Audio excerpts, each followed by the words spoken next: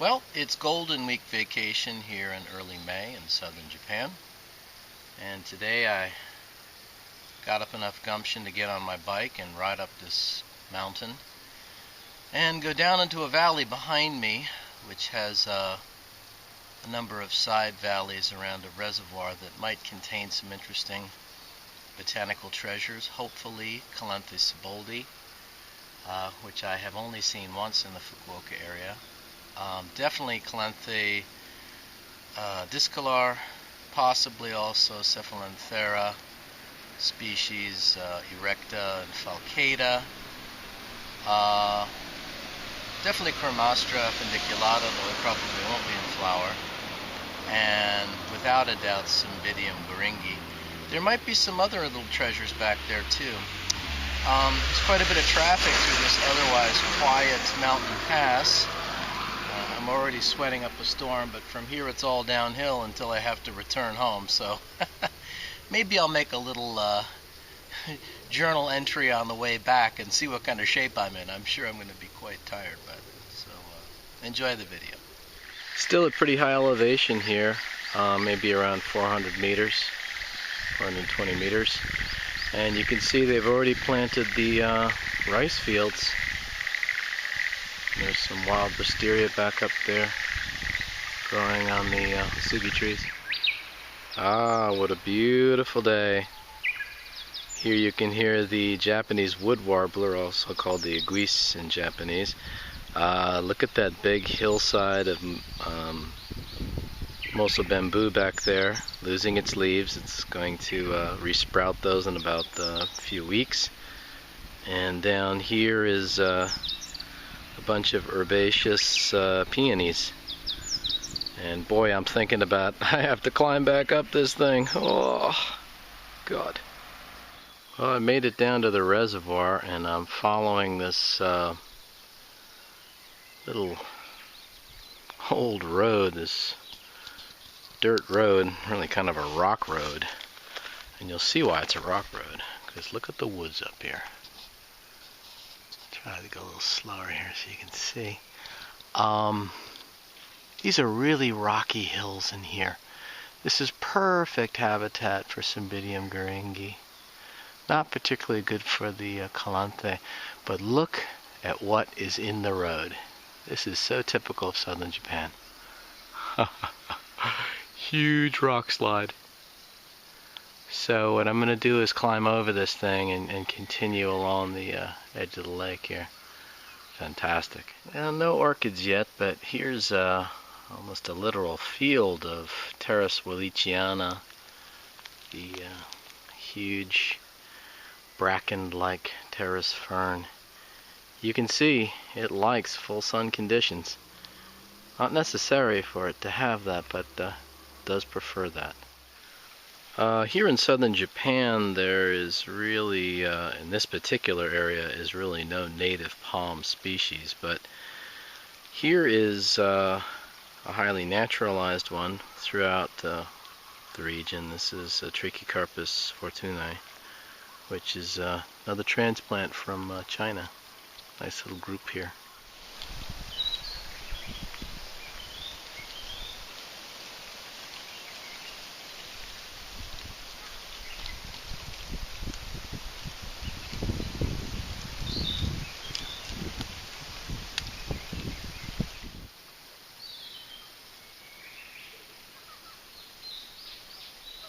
Here's the lovely Litsea acuminata in new leaf, growing alongside the reservoir here.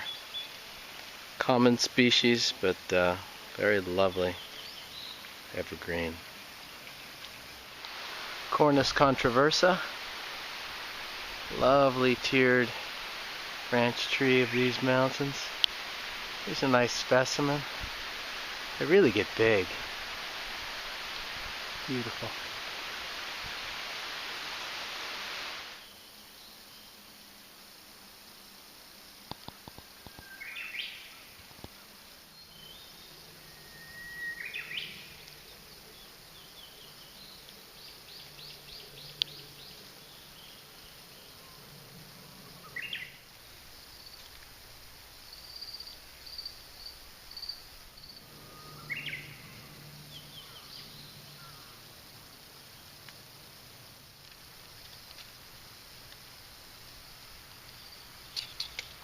Well, score, but out of flower, some Calanthe species of some sort. Is it sieboldii? I don't know. This is the general area I was told that I might find them, but this is a very unlikely habitat up in these heavy-duty rock faces. If you remember that landslide from earlier, I'm basically standing on an area that's prone to that sort of sliding. But it is along a little seep, so there's quite a bit of water in here, so I'll check this area out a little bit closer. I might come up with something after all. Okay, well, pay dirt. We finally found it. A plant of Calanthe sieboldii growing in its native habitat. It's been beat to hell. One of the main flower stalks in the back is gone. There's another sterile plant back up over there, growing on an extreme slope here. It's hard to explain how difficult it is to get to this area. It's very intense going, and I see another plant further down which looks nicer, so I'm going to go ahead down there and get video of that one. Fantastic. A little further down the hill, here's one that's in better bloom. Smaller plant, but better display. Wow, hopefully I can find more. Here's a more general habitat shot. This is a very loose, scree-like slope where the material is just falling all by itself. I mean, gravity's just pulling it down, and you can hear it slipping, you know, all over the place. Very unstable.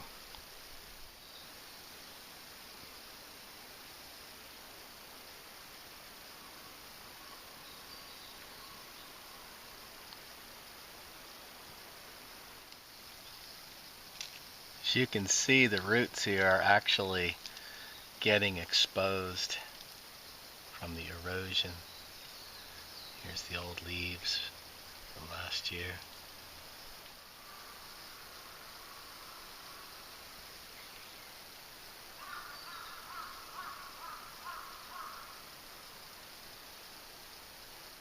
Here I am a little further down the valley. This is an old charcoal pit here. The old days, people would take oak species and burn them in these pits and make charcoal. All of the soil down over here is black from the ash. Likely this was the main habitat for the Calanthe years ago, but just as likely they were all taken from this area years ago. And now all that remains are the few up on the hill there. Anyway, lucky day. Good score. A view of the evergreen forest that this species is native to in southern Japan, alongside the reservoir here. Here I am standing on the dam, looking out at the valley to the north here.